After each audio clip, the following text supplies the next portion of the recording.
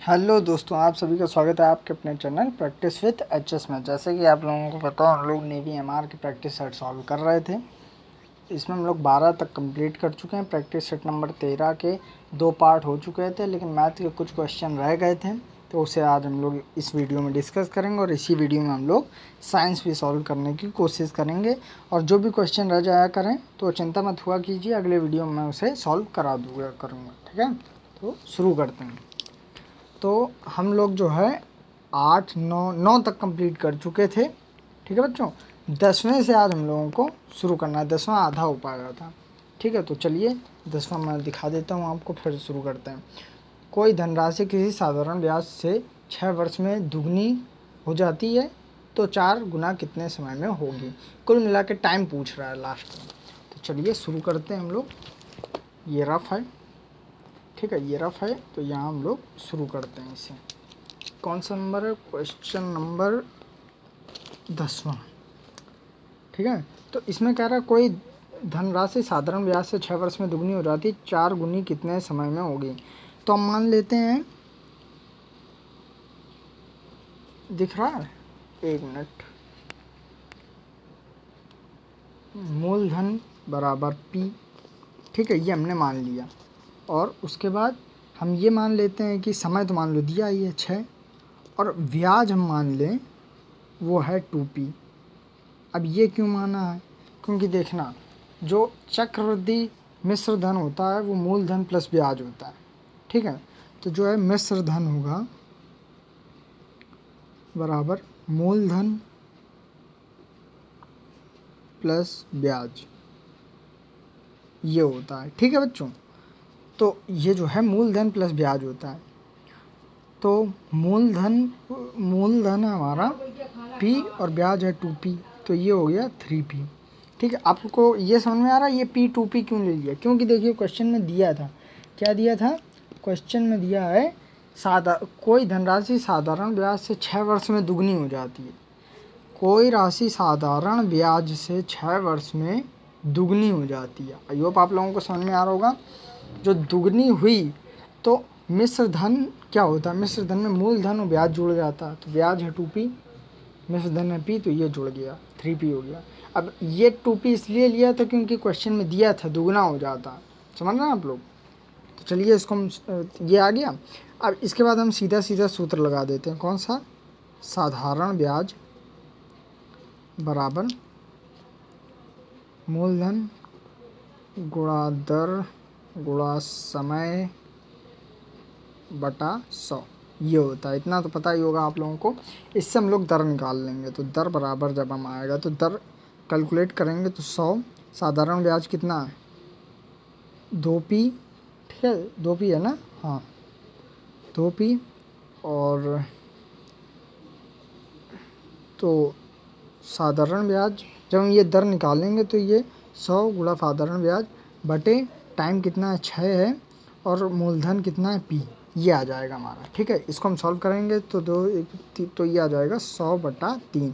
P से P cut गया, 2 3 6। ठीक है, 100/3 आ गया। अब कह रहा है कि कितने समय में वो 4 गुना हो जाएगा। कितने समय में 4 गुना हो जाएगा? तो देखिए, जब मिश्र धन बराबर, जब मिश्र धन है हमारा 3P, मिश्र धन कितना? 4 गुना हो जाएगा ना, 4 गुना। तो ये 4P, जब मिश्र धन 4P, तब साधारण ब्याज, तब जो साधारण ब्याज होगा वो होगा 3P। क्यों 3P होगा?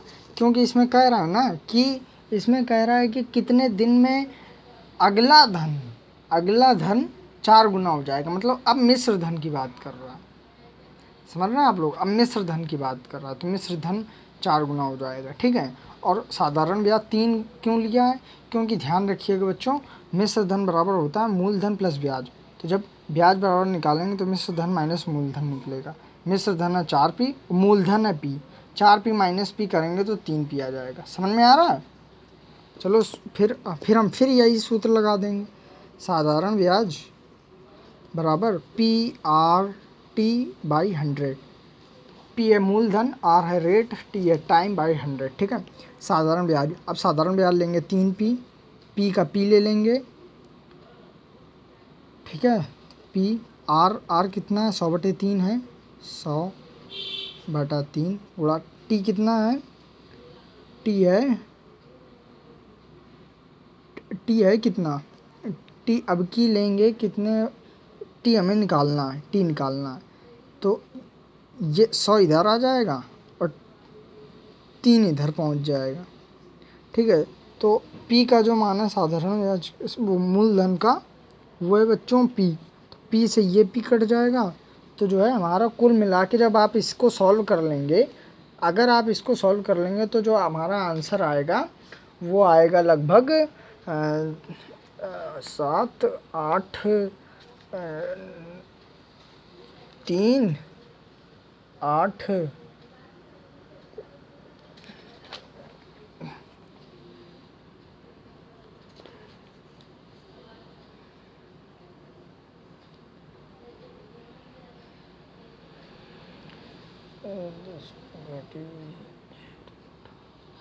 तो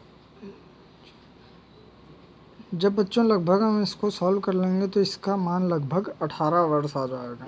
ठीक है, t बराबर 18। ठीक है, आप लोग इसे सॉल्व कर लीजिएगा, ये आ जाएगा, कुछ दिक्कत नहीं। देखिए साधारण ब्याज दिया ही है, फालतू में टाइम क्यों वेस्ट करें। पी दिया है, आर दिया है, टी निकालना है, तो इसको सॉल्व कर लेंगे। साधारण ब्याज की जगह हम कितना रखेंगे बच्चों, साधारण ब्याज की जगह हम लोग 3p रखेंगे। ठीक है, और पी की जगह हम लोग p रख लेंगे। ठीक है, ये मूलधन है, और आर की जगह आर रख लेंगे और इसको सॉल्व कर लेंगे। आई होप समझ में आ रहा होगा आप लोगों का। इतना तो आप लोग कर ही सकते हैं। इधर आप लोग मान रख लीजिएगा PRT के, तो ये आ जाएगा। अगले क्वेश्चन पे हम लोग चलते हैं, 11 नंबर। अब थोड़ा बहुत तो आप लोगों को करना ही पड़ेगा, मैं कहाँ तक करूँगा। 11वें में चलते हैं। 11 है sec square theta minus tan square theta का मान। Sec square theta minus tan square theta ये पूछ रहा है। तो ध्यान रखिएगा बच्चों, ये तो भाई सभी को पता ही होता है कि जो सेक स्क्वायर थीटा, ध्यान रखिएगा, जो ये तो मतलब इतना सबको पता होता है कि जो सेक स्क्वायर थीटा और जो टेन स्क्वायर थीटा के बीच में जो रिलेशन होता है वो होता है बच्चों sec square theta minus tan square theta बराबर 1। Sec square theta minus tan square theta बराबर 1। तो ये तो सीधा सीधा सूत्र था, इतना सभी को पता होता है। ठीक है, जो भी ऑप्शन हो देख लेना। अगले क्वेश्चन चलते हैं। अगला 100 मीटर ऊंची मीनार की परछाई की, ये देखिए ये बहुत सही क्वेश्चन है। अब इसमें कह रहा है कि 100 मीटर ऊंची मीनार है, परछाई 100√3 मीटर है, तो ये है कितना, थीटा पूछ रहा है, थीटा। तो 10 लगा देंगे, 10 थीटा बराबर लंब बटे आधार, लंब है 100, आधार है 100√3, 100 से 100 कट गया, √3, थीटा बराबर 30 अंश। ठीक है, 10 30 अंश का मान होता है 1/√3। अगले क्वेश्चन पे हम लोग चलते हैं।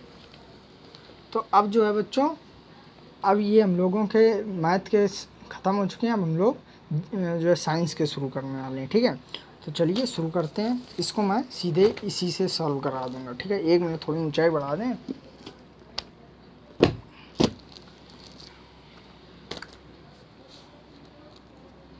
हाँ अब ठीक है, आई होप आप लोगों को दिख रहा होगा। तो चलिए वीडियो शुरू करते हैं। जहाँ भी कुछ लगेगा कि मुझे कुछ बताना चाहिए तो वहाँ पे मैं कॉपी का यूज़ कर लिया करूँगा। ठीक है, बताने के लिए। तो चलिए हम लोग क्वेश्चन नंबर 13 सॉल्व करते हैं। जब गोली लक्ष्य पर लगती है तो कभी कभी चमक होती है, किस कारण से। जब गोली लक्ष्य पर लगती है तो कभी कभी चमक होती है, इसका जो है मेन रीज़न क्या है। तो ध्यान रखिए बच्चों, जब गोली जो है अपने लक्ष्य पर लगती है ना, तो उस पर जो चमक होती है, आप लोगों ने देखा होगा या मूवी वूवी में वो हल्की चिंगारी निकलती है, वो जो चमक होती है ना बच्चों, वो इसलिए होती है कि गतिज ऊर्जा जो है ना वो ऊष्मा ऊर्जा में बदल देती है। गतिज ऊर्जा हीट में बदल जाती है। किसमें, गतिज ऊर्जा जो है वो हीट में बदल जाती है। तो ध्यान रखिएगा, option number A is the correct answer. अगले पे चलते हैं। लिफ्ट में एक मनुष्य का आभासी भार उसके वास्तविक भार से कम होगा जबकि लिफ्ट, तो इसमें 4 दिए हैं, इसको हम चारों को आप लोगों को सॉल्व कर बताएंगे। तो पहले मैं बता दूं कि जैसे पहला दिया है ऊपर की ओर त्वरण से जा रही हो। देखिए जब ऊपर की ओर त्वरण से जा रही हो तो इसको मैं बता देता हूं आपको, ये रफ है, पीछे कहीं, हाँ यहाँ नंबर पहला ये लोग हम लोग लिख लेते हैं, ठीक है। दिख रहा है? 1 मिनट,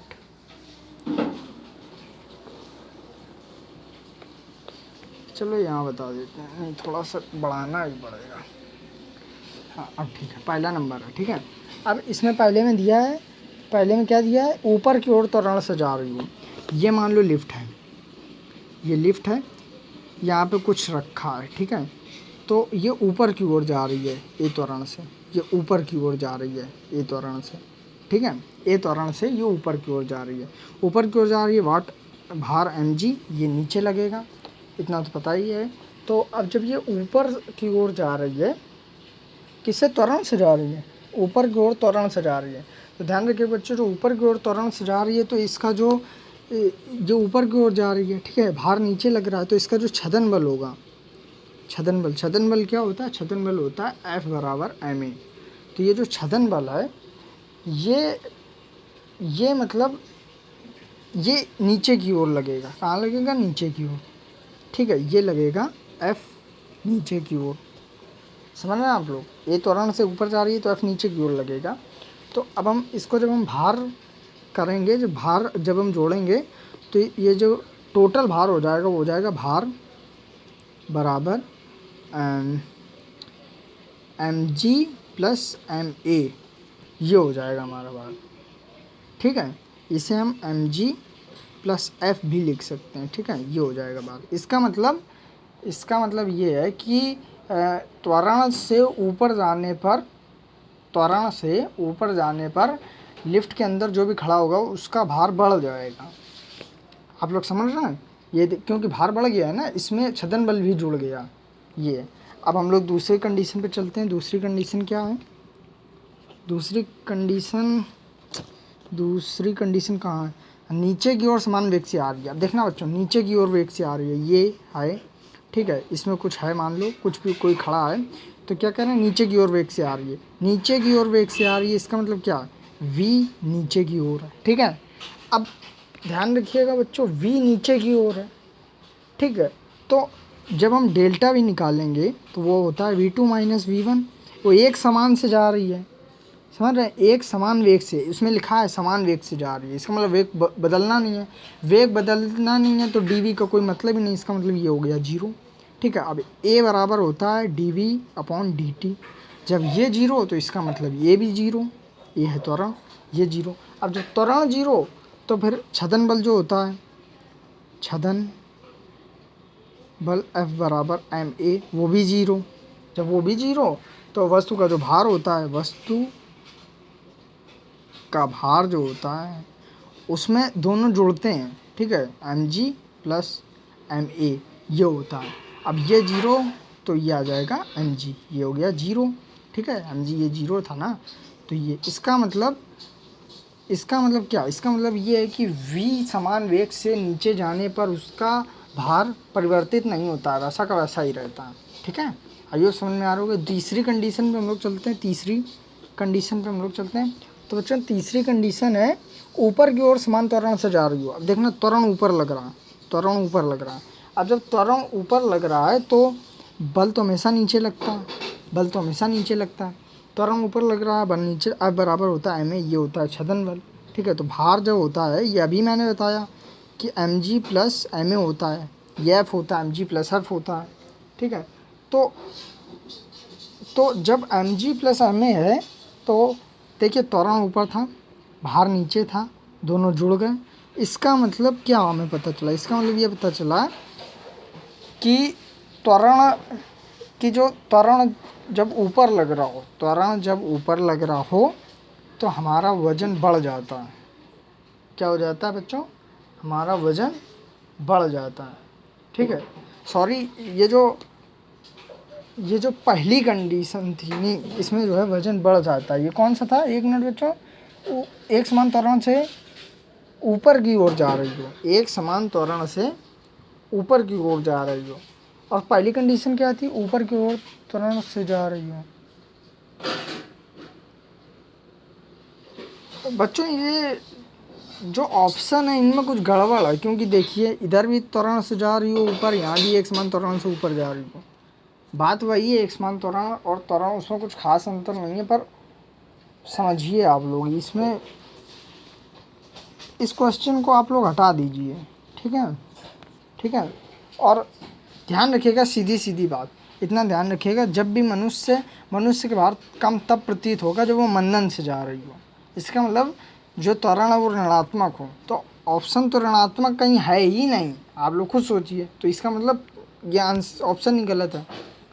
वस्तु का भार कम होगा कब? जब वो मंदन से जाएगी। उसका त्वरण ऋणात्मक हो, मैंने ऑप्शन सही से देखे ही नहीं थे, उसका त्वरण ऋणात्मक हो, तो इसका मतलब इसमें तो कोई ऐसा ऑप्शन है ही नहीं, इसका मतलब ये क्वेश्चन गलत है, ठीक है। तो इसको अभी आप लोग रहने दीजिए, हम लोग अगले पे चलते हैं। अगला है, क्या कारण है कि लोहे की छोटी सी कील पानी में डूब जाती है जबकि पारे में तैरती रहती है?